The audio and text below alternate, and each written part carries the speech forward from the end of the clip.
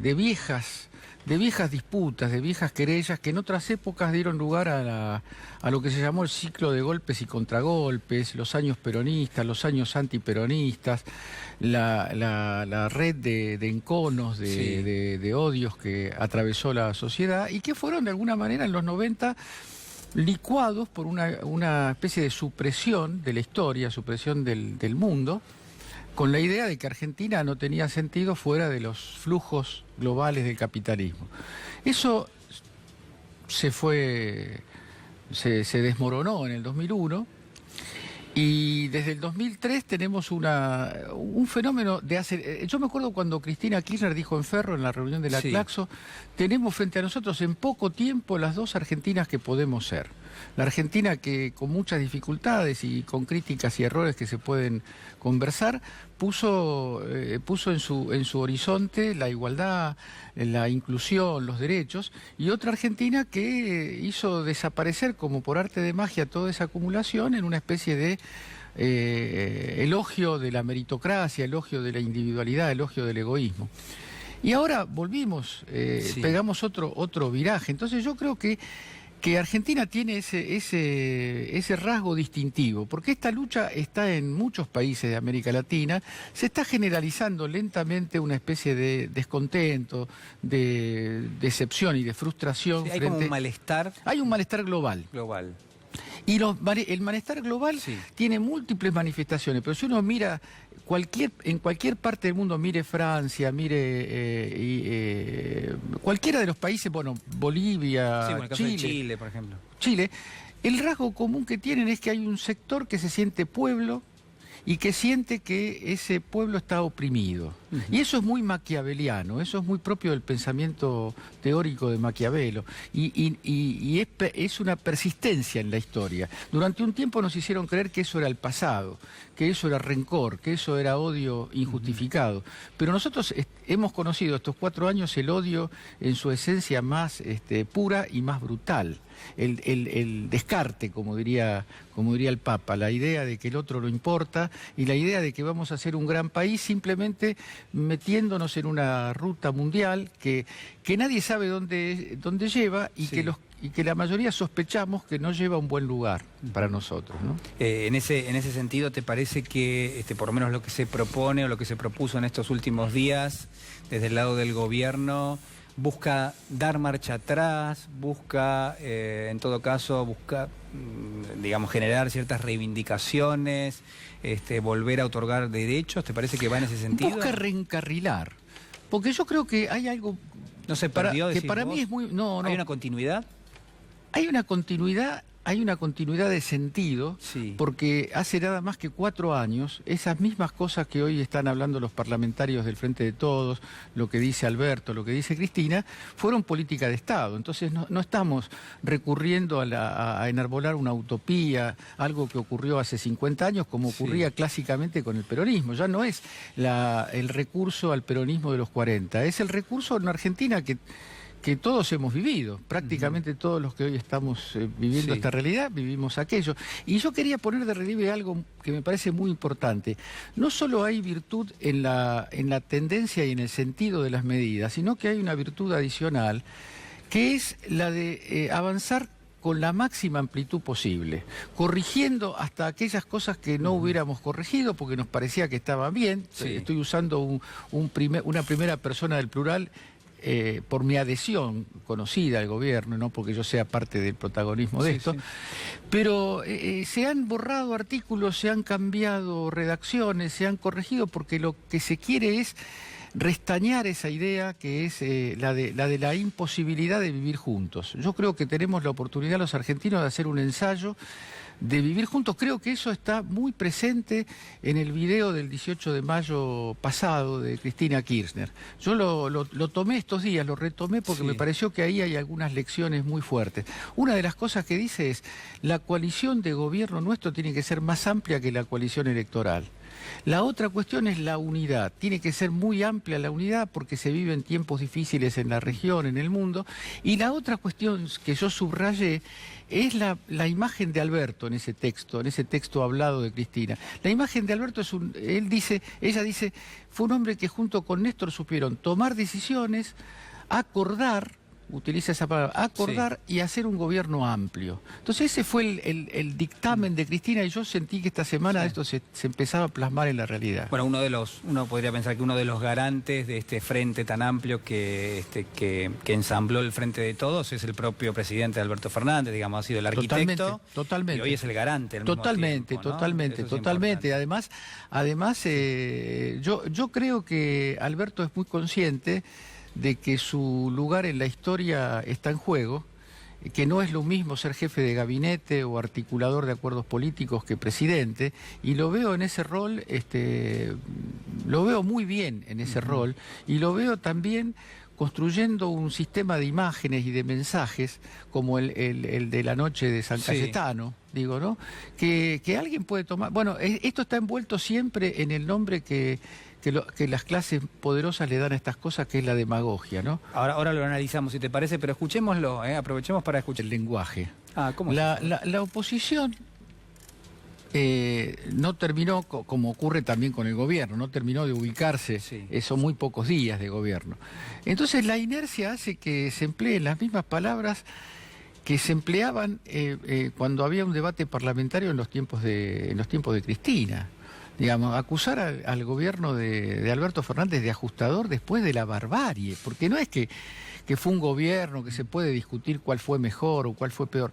El gobierno de Macri fue la barbarie de las clases privilegiadas contra los sectores populares, pero una barbarie sistemática desde el primer día, y una barbarie no solamente en la materialidad de lo que es, por supuesto que eso es lo central, de las privaciones, del hambre, de la pérdida de derechos, sino una barbarie en términos de lenguaje.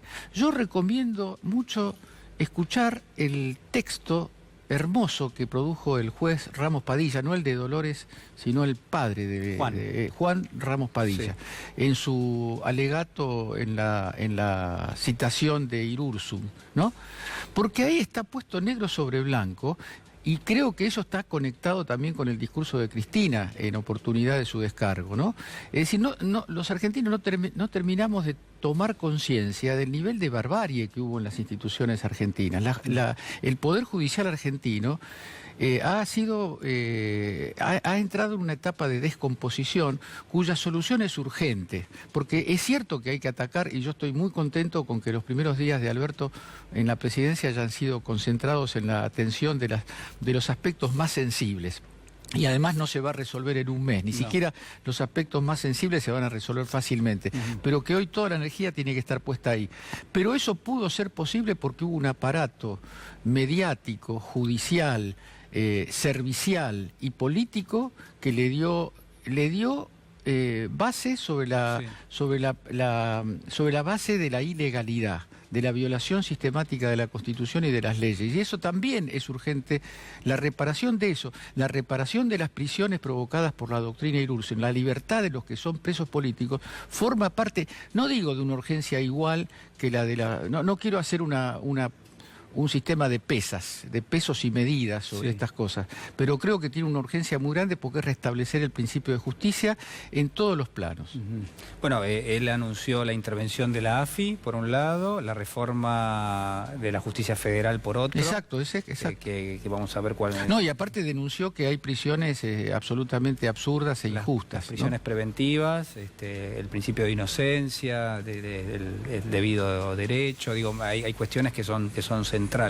En términos políticos, bueno, me hablabas recién, no me quiero perder una reflexión tuya a propósito del lenguaje, decías, y las palabras en general. Sí, yo creo que ha sido el pilar del régimen macrista. Yo lo llamo régimen. Algunos colegas politólogos pueden discutir porque no funcionó otra constitución, pero yo creo que fue un régimen diferente. Régimen entendido como sistema de toma de decisiones.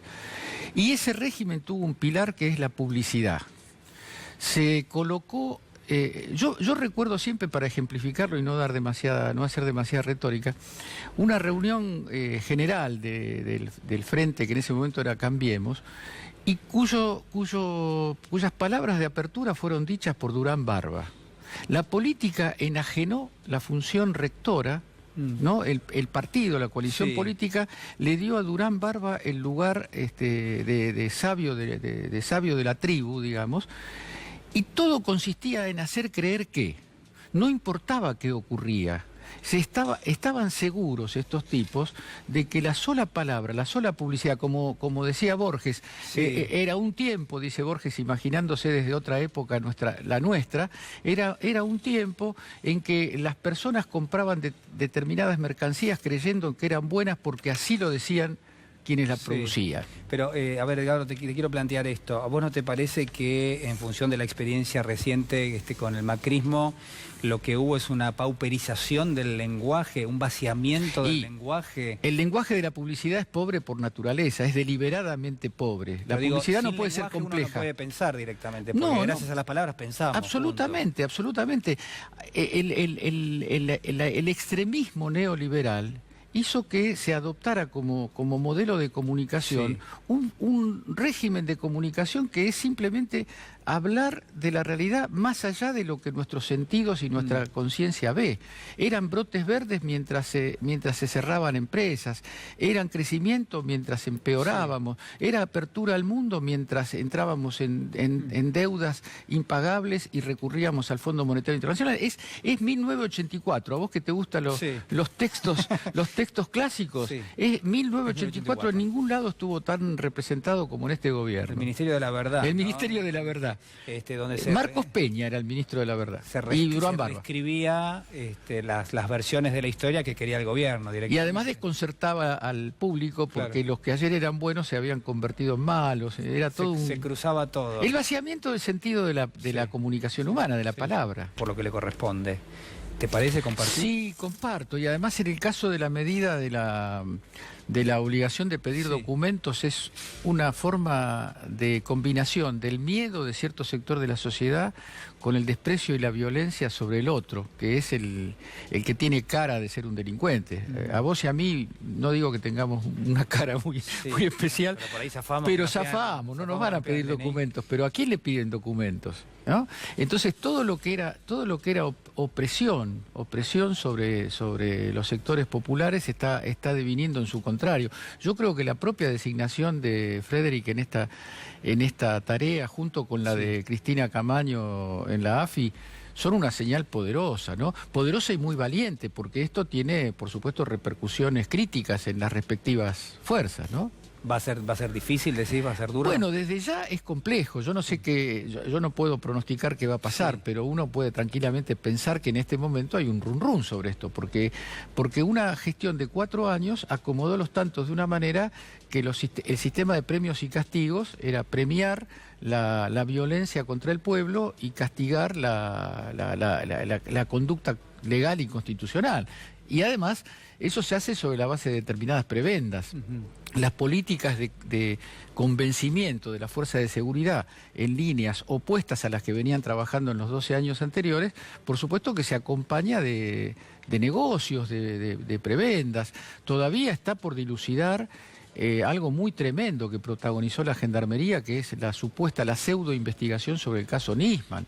Eso es un acto criminal que tiene carácter colectivo, porque no es el médico que operó ni siquiera operó sobre el cuerpo, sino operó desde la imaginación. No es la persona que se hizo cargo de firmar ese examen absolutamente fraudulento. Es toda una red que se armó ahí, como se armó la red alrededor de Bonadío, de Irursun. Hay muchas redes mafiosas que actúan en la Argentina y que se han sacado la careta porque se sintieron impunes. De Macri para abajo, de Macri con sus estafas y sus actos de corrupción para abajo, todos sintieron impunidad. Y es hora de que la Argentina termine con la impunidad de los poderosos, ¿no? Y con todas las impunidades. Te cambio de tema, pero tampoco tanto, como siempre.